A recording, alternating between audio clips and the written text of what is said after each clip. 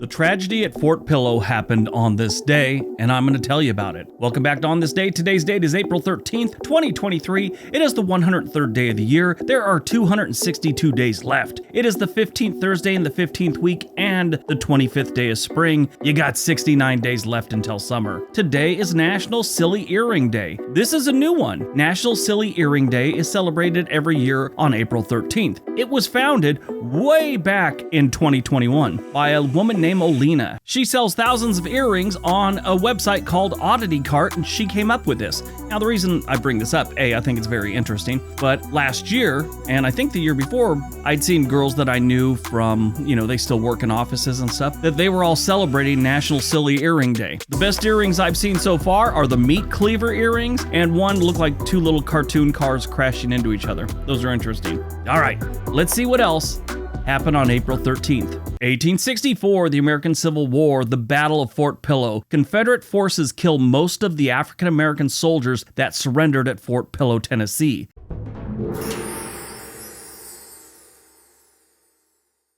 The Battle of Fort Pillow was a significant engagement that occurred during the American Civil War. The battle took place on April 12th near Henning, Tennessee, and was fought between Confederate forces led by General Nathan Bedford Forrest. He was the Ku Klux Klan's first Grand Wizard and who Forrest Gump was named after. Yeah, in the movie he was named after him because he was related to Forrest Gump some way or another. And his mom said she named him that so he would remember that sometimes people do things that don't make no sense. Anyway, Fort Pillow was situated high on a bluff overlooking the Mississippi River and was occupied by a Union garrison of about 600 troops, many of whom were former slaves. The fort was surrounded by obstacles and trenches and was thought to be unbreachable.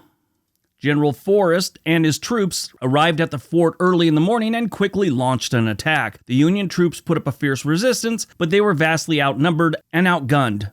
The Confederates were able to breach the outer defenses of the fort, and a bloody hand-to-hand battle ensued. The forces were eventually overwhelmed, and many of the soldiers attempted to flee. However, the Confederates pursued and then massacred as many retreating soldiers as they could find, including unarmed African American troops who had surrendered. The Confederates showed no mercy, and the massacre continued for hours. The Battle of Fort Pillow was a shocking and brutal event that has become infamous for its brutality and disregard for the rules of war. Yes, war does have some rules. The massacre of the African American troops and unarmed Union soldiers was a stark reminder of the racial tensions that existed during the Civil War. The battle was also notable for its impact on public opinion in the North. The massacre at Fort Pillow was widely reported in Northern newspapers and became a rallying cry for abolitionists and those who opposed the war. This battle also had significant political implications.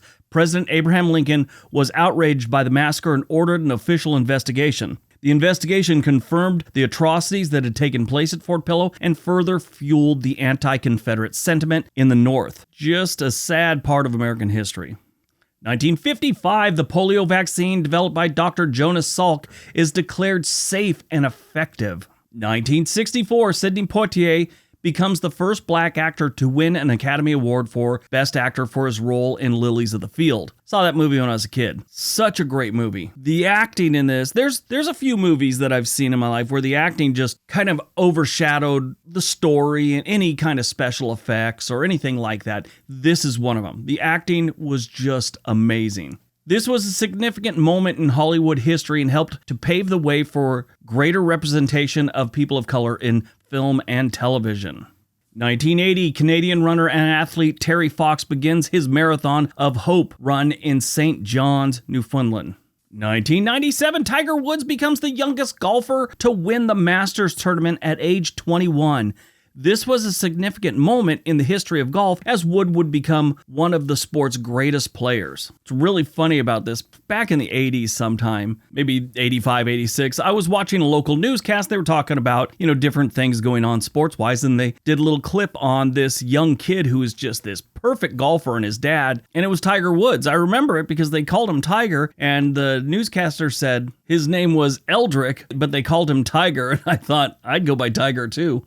2003, U.S. troops capture Baghdad during the Iraqi War. This event marked a significant moment in the conflict and set the stage for years of ongoing violence and political instability in the region. 2013, Pope Francis becomes the first Latin American pope in history. This was a significant moment in the history of the Catholic Church and marked a new era of leadership under Pope Francis. 2029, yes, in the future, the asteroid Adolphus makes a close approach to Earth, coming within 19,000 miles of the planet's surface. This event is considered a near miss and has prompted renewed interest in asteroid detection and deflection strategies. 19,000 miles in the grand scheme of things is pretty freaking close. They say it's going to come back around in about 100 years after this 2029 one. That one they fear might actually hit us. I doubt many of us will be here when that happens, but I'm sure technology will catch up and they'll be able to get rid of it. Movies released on April 13th, 2007, Disturbia. This was a pretty good movie. I really enjoyed it when I watched it. Years later, I grew to hate the guy that starred in it. Well, not hate. Hate's a strong word, but I don't like the guy. It's Shia LaBeouf. Anyway, it's a pretty good movie that's somewhat inspired by the Alfred Hitchcock classic Rear Window. The horror thriller centers around a teenager on house arrest who begins to spy on his neighbors. It's a pretty good movie, I'll give it that. Born on April 13th, 1743, Thomas Jefferson, revered founding father of the United States. He was the third president and an author of the Declaration of Independence, and from all accounts, an extremely intelligent man. He completed his collegiate studies at the College of William and Mary in Williamsburg in 2 years and then earned his law degree 5 years later. He sold his collection of 6,000 books to Congress after the British burned down the Library of Congress in 1814. He soon found himself lost without his collection of books and began buying more. He served as the first Secretary of State under President George Washington. He and John Adams carried on a fierce rivalry during their presidencies, one that would be resolved later on in life and lead to a deep friendship. They both died on July 4th, 1826.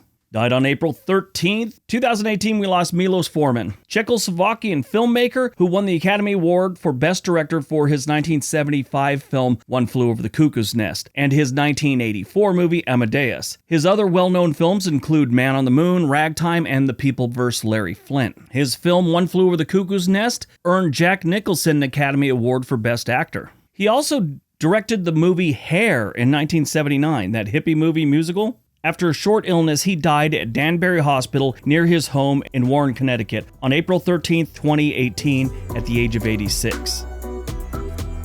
All right, that's today's video. Hope you guys enjoyed it. Hope you got some information out of it. Now go out, have a great day, and be nice to each other.